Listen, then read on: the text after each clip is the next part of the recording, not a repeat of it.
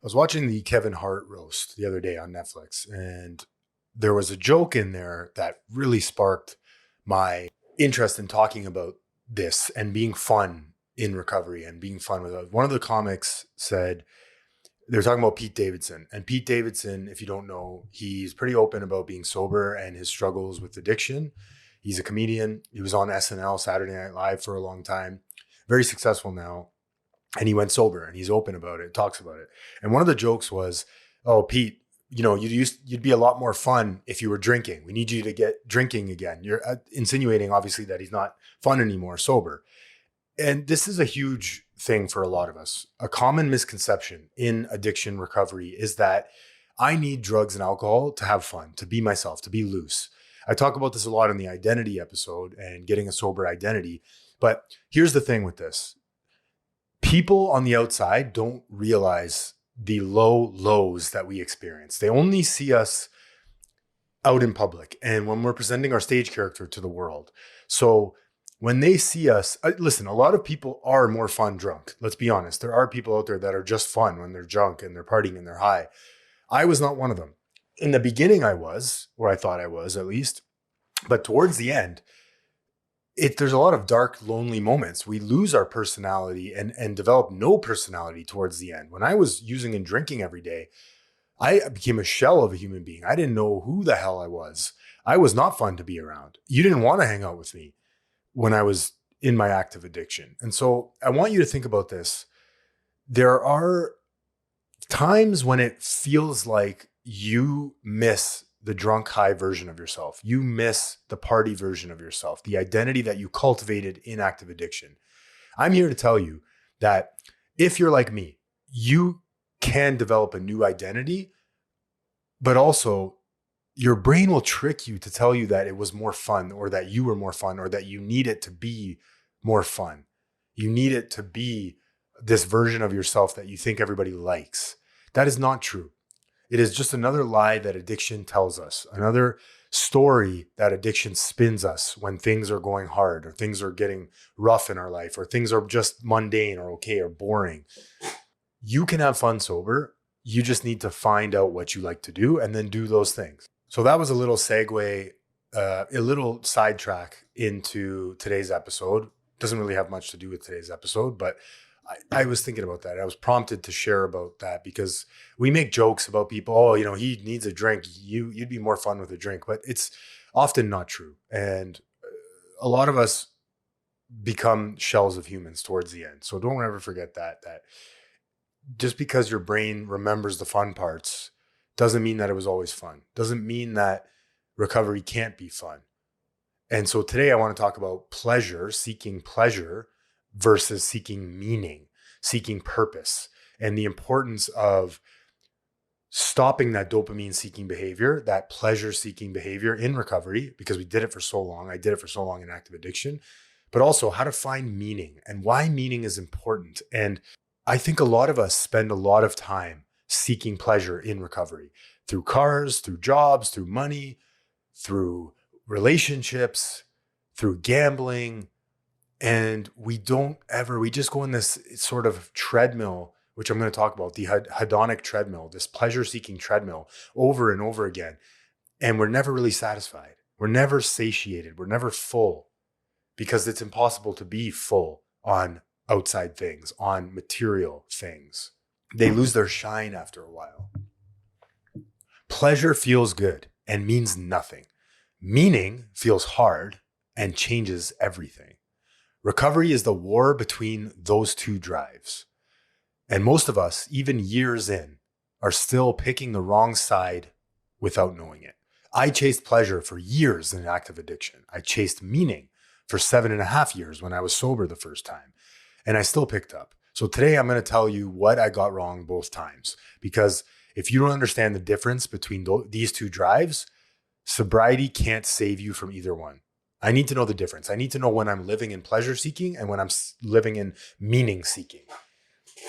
So welcome back, guys. My name is Anthony. I'm an alcoholic and an addict. I came into recovery in 2015, had 7.5 years of sobriety and contented sobriety and recovery, and I relapsed on secrets, steroids, and ADHD medication. I'm here today with almost a year and a half sober again. I'm grateful to be here today. I'm grateful to be alive. I'm grateful to be in recovery because I know not everybody makes it back, and I know how hard it was to come back. So I'm grateful for that. I'm grateful for the people that helped me put down the ladder for me when I was struggling. So this is a contest. There's two drives, one nervous system. They fight every day. Pleasure, fast, loud, exciting, front-loaded, sensory, ends. It ends. It's temporary. It's transient. Beer, the like, drugs, the win, the dopamine, the quick Band-Aid solution, the quick fix, the exciting bang, if you will. And then we have meaning. So meaning is slow, quiet, backloaded, structural, compounds, service, mastery, belonging, story, why, the why I'm doing things, why I'm here, what is my purpose, right? Delayed gratification instead of instant gratification. So we're talking about the experiencing self versus the remembering self. Pleasure plays the experiencing self. Meaning plays the remembering self. Addiction is what happens when pleasure runs the entire show. Sobriety doesn't automatically fix that. It just removes one of pleasure's favorite tools. Why pleasure wins the early war. So pleasure is biologically louder. Your brain rewards it on a millisecond timeline. Meaning rewards you weeks, months, years later. It's delayed gratification. You don't get that instant gratification, that high, that quick burst of dopamine. Sometimes never in a way you can feel at all. So every single pleasure source eventually recalibrates. The treadmill is the engine of addiction. Restless, irritable, discontent. That's the treadmill talking. For me, I always chased that first line of cocaine, that first pill in the morning when I was on ADHD medication, that instant high when my tolerance was down. I remember I used to take Tums to change the acidity in my stomach so I could get more high. I could feel it more. I used to crush up my pills so I could put them under my tongue if they were extended release and make them instant release. I searched for the most effective, efficient ways to use drugs and alcohol. How can I get high faster? How can I make this last longer? I'm always searching for more. It's never enough. So the pleasure trap. The core idea of the pleasure trap is that addiction is the most efficient pleasure delivery system humans have ever built. And it's the most reliable way to destroy a life. That tells you something. If pleasure were the answer, we'd all be the happiest people on earth. But we were the most miserable, especially those that have spent years in active addiction. So Anna Lemke is a famous, I think she's a scientist. I could be wrong. She goes on Huberman podcast a lot, but she has a book called Dopamine Nation. She's a psychiatrist from Stanford. Her central image, the brain has a pleasure-pain balance, like a seesaw. Every spike of pleasure gets met by an equal and opposite tilt toward pain. The brain demands homeostasis, this sort of level playing field. Every high writes a check, then comes back. Every high writes a check, the comeback has to cash. Tolerance is the seesaw recalibrating. Eventually, baseline equals pain, and the drug just gets you to neutral.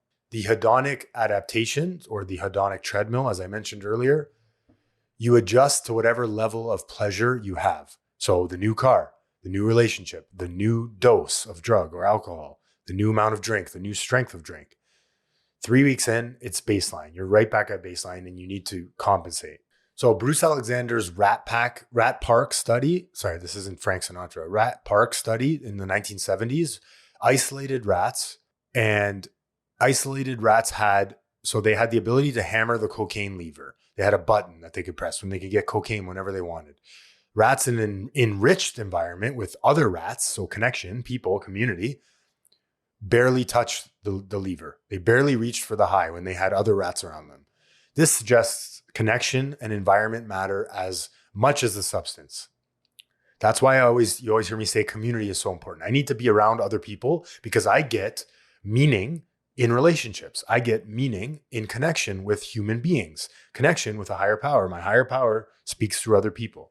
We were meant to exist in tribes as human beings, in packs. We were meant to coexist with each other in harmony and love, and we were meant to be around people. That's why isolation is so dangerous in addiction. I need to be around people. So for me, I can think of countless times where I needed more to feel the same high or to feel less. I even switched from drugs. I upped it. I went from cocaine. I went from Vyvanse to cocaine to meth to in pills because I needed more. And I was buying it off the dark web. Who the fuck knows what was in those drugs? I remember I bought a testing kit and never used it. Or I used it once and the Adderall I had tested for meth, and then I never used it again. I was like, what's the point of this anyways? Yeah, you hear this all the time. I want to ask you, what was the first time you remember the drugs stopped working? The alcohol stopped working. It stopped achieving its goal. You hear a lot of people come into recovery and say that the drugs stopped achieving their purpose. They stopped achieving their goal. They stopped working for me. And so eventually the only option was to either off myself or to get into recovery. And I'm happy personally that you're listening today. You chose recovery. You're choosing recovery. I'm so glad that you're here because a lot of people don't make it out. Let's be honest. And it's sad and it's tragic, but it's the truth. Think about how many people you've been to rehab with. If you've been to treatment, if you've had the privilege of going to treatment, think about the people that you were in there with. How many of them, think about it today. I want you to think about this. How many of them are still sober today, are still connected to you? And how many of them have unfortunately passed away? When I was 23 and I went to Hazelden in Minnesota, there was a lot of opiate users there. I think I lost 10 people, 5 to 10 people that I went to treatment with in the years after post-rehab. The pleasure-coded recovery trap. Most people don't get sober to find meaning. I never came here to be a better person. There was no moral high ground that I was seeking. I just wanted the pain to stop. I was driven to recovery by circumstance rather than by virtue. I came here because my circumstances were so terrible. My life had become non-existent. I didn't recognize the man in the mirror anymore. I didn't even know what was going on in my life. I was so sick and tired of being sick and tired. I didn't want to feel this way anymore. I was done living my life this way. I was done feeling like a piece of shit, like a fuck up, like a mess, like I couldn't control anything in my life. Most people don't get sober to find meaning. They get sober because pleasure stopped paying out and started taking everything. Yeah, it's a good way to put it. The problem is when the pain stops, pleasure starts looking attractive again, just in a legal packaging. So you get sober and you start to seek other things because you stop doing the recovery stuff. You lose your connection with a power greater than yourself or your recovery community, and you're feeling that hole inside of you. And instead of seeking something greater than you, you're seeking material things because Instagram tells me that I'm going to be happy if I have a better car. Well, Drake looks really happy. He's got tons of money. That must be the answer. I'm going to chase that. By the way, shout out Drake. Doing great things for the city of Toronto. Love the guy. I don't know him personally, obviously. Yeah, we're golfing buddies. What a great night last night. He froze the CN Tower. I live right downtown Toronto. So it was great to see. The fireworks were amazing. My wife loved them. Amazing, amazing show. Doing great things for the city of Toronto. Love to see it. Don't ever forget where you came from, people. So then we have the ism swap, cross addiction. You go from sober from the substance to still running the same operating system. So work hits, gym hits, food hits, money hits, sex, relationship hits, achievement hits, even recovery itself as a hit. You're chasing those things. You become obsessive about those things. The praise, the milestones, the attaboys, the pats on the back, the chips, the medallions, the stand-up applause, the crying and laughing and cheering. For me, I got obsessed with golf when I first got sober. I got obsessed with golf, the gym. I swapped addictions for a long time. Shopping. Good thing is, I think today, what's my addiction today? Instagram, for sure. Social media is my addiction today. Chasing the likes, chasing the follows. I got to stop. It's not enjoyable. My neck hurts. I'm looking at my phone too much lately. I had an app that blocked the Instagram and the TikTok and stuff like that. But Listen to me. I sound like an 80-year-old man. The Instagram and there's TikTok. I had it up. I blocked them. What did I do? I stopped using those apps to block Instagram because I told myself that I needed to look at it for business purposes.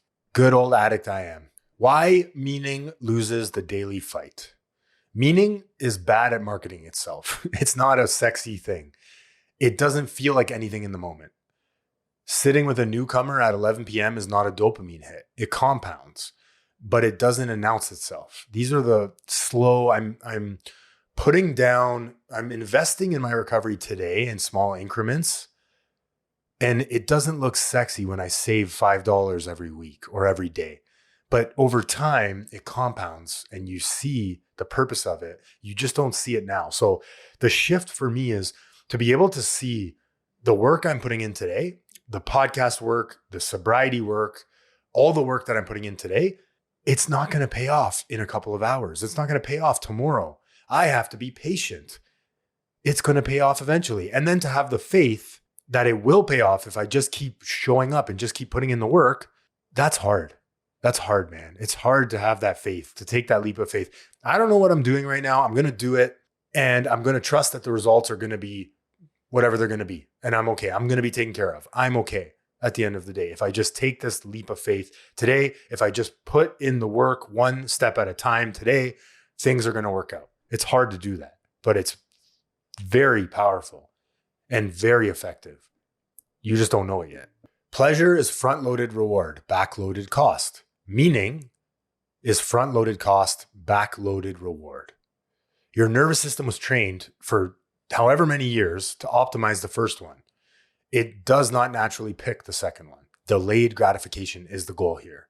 I'm sacrificing the new iPhone today for the house down the road. Instead, it's usually the other way around. I'm getting the iPhone today and I'm not thinking about the house I want to buy down the road. I had a very effective psychiatrist tell me that, Dr. Joseph Lee in Hazelden, changed my whole view of addiction. When he put his hands out like that and he showed me, instead of sacrificing your money for the iPhone today, think about the house down the road. That is addiction right there, the delayed gratification. So I want to talk about Viktor Frankl. If you don't know Viktor Frankl, he wrote the book Man's Search for Meaning. He was in a concentration camp during the Holocaust, and he wrote this amazing book. If you haven't read it, I highly recommend it. It's one of my favorite books. I haven't read the whole thing, actually, I have to be honest, but I've read a lot of it. But it's a highly studied, sought after book. This is what he says, those who have a why to live can bear with almost any how. I have to read that again. That's beautiful. Those who have a why to live can bear with almost any how. So if I have a why, I have a reason, I have a purpose, I have meaning, I'll do whatever it takes. You tell me how. If you told me to go left, I'm going to go left. If you tell me to go right, I'm going to go right. If you tell me to jump, I'm going to say how high. That's recovery, man. I'm taking suggestions from that I don't necessarily believe in, but they're coming from someone doing better than me or someone who knows what they're talking about because they've done it before. That works with starting a business. That works with getting sober. That works with playing golf. I'm going to trust that this guy or girl knows what he's talking about. This person knows what they're talking about because they look like they can do it. They look happy. They look successful. They are successful in whatever area we're talking about. So Frankl talks about being in the camps, the concentration camps. Survivors weren't the strongest or most optimistic. They were the ones with meaning. So I'll do a quick case study on my relapse after 7.5 years. A lot of you have heard this already. I'll make it brief. Essentially, I relapsed because I stopped connecting with my recovery program, my higher power, with others. I stopped helping others. I stopped practicing the principles, spiritual principles, honesty, hope, faith, perseverance, service, humility, brotherly love. I stopped practicing those principles. I stopped my connection and I stopped looking for the answer within because I had already found it, but I need to be reminded that the answer is always within me. And I started looking externally. I use outside things to change my insides. So by process of elimination, when I use the car doesn't work. When I get the promotion doesn't work. And when I say work, fill this hole, makes me feel better. Eventually, I'm going to end up doing my drugs or drinking again because that worked for a moment. And my brain remembers that. And when I start keeping secrets, I eventually end up in the fuck it's. And when I'm saying, fuck it, whatever, F it, I'm going to relapse. And that's how I did after 7.5 years of contented sobriety and recovery. The trap inside the trap. Most people who hear this episode will try to chase meaning the same way they chased pleasure. I'll do service until I feel meaningful. That's pleasure logic wearing a meaning costume. Meaning is not a feeling you achieve. It's a direction you live in. The test here is if it stops feeling rewarding, would you keep doing it? If no, you were after the feeling, not the meaning. Rig the fight in the meaning's favor. Tuesday at 3 p.m. What do you actually do? I'm usually doing podcast stuff at that time. I'm usually doing editing. I'm usually doing something with social media or my recovery page. And yeah, I mean, if I think about it, that's my meaning today, is to carry the message to other addicts and alcoholics through the form of podcast and social media. That might change over time. But today, that's the meaning. And when I post a podcast, I don't get paid for it. I don't get money. I don't get instant gratification. I don't get quick fixes. I don't get this Band-Aid solution. It's not sexy in the moment. But over time, I have to do these things if I want to grow the podcast, if I want to start a business, if I want to eventually earn income. I have to put in the work today. And yeah, sure, it's not all about money. This is true, but I would love to make a living off of this. I really would. If I'm being honest, I want to make a living off this because I love doing it. I enjoy doing it, and it doesn't seem like work on a lot of days. Some days it does, but some days it feels like a chore. So does recovery, but I do it anyways because that's how I built my recovery program, over small moments, over repeated actions, repetition, getting in the reps. It's so simple, but it's really not easy. The verdict plus the warning. So take a side. Don't both sides this. Take a side. Are you seeking pleasure today? Ask yourself honestly. Or am I seeking pleasure today, or am I seeking meaning? And the best part about it is you can go back and forth and realize it and stop yourself before it's too late. And at any moment in your day, you can stop and think, you know what? I'm going to stop chasing pleasure today. I'm going to stop chasing pleasure right now. I'm going to start chasing meaning. I'm going to do the small things that pay off in the end. But I don't see the end goal right now. You can decide at any moment to look at anything and say, hey, I'm going to change this right now. Pleasure is not the enemy here. Pleasure as the organizing principle is the enemy. So if that's your direct only guiding force, your North Star, not a good thing. Recovery is the slow process of moving meaning from the passenger seat into the driver's seat. If your recovery is still organized around feeling good, even if it's the good of being sober, there's a clock on it. It's going to end eventually. I had a mentor always tell me this. I don't need to feel good. I need to do good. I love that. It's simple. It's effective. I can grasp onto that. I'm not going to feel good all the fucking time. And neither are you.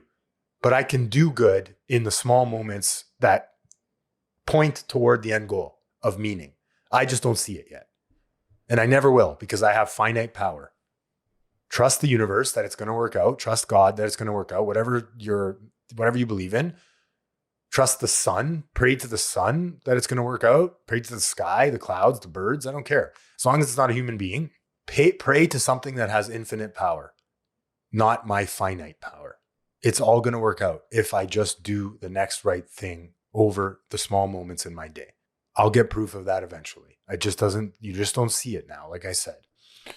Okay, guys, thanks so much for listening. Thank you for being here. I have a new episode coming out on Tuesday with Steven. We talk about crack cocaine addiction. We talk about benders. We talk about rehab. We talk about faith. And he did a great job. So stay tuned for that one. I love every single one of you. Thank you so much for being here. Thank you for sending me amazing, heartfelt messages of inspiration and joy. I love hearing people counting days and getting after it and doing the do things. Keep messaging me. If no one has told you this yet today, I love you, and recovery is simple, not easy.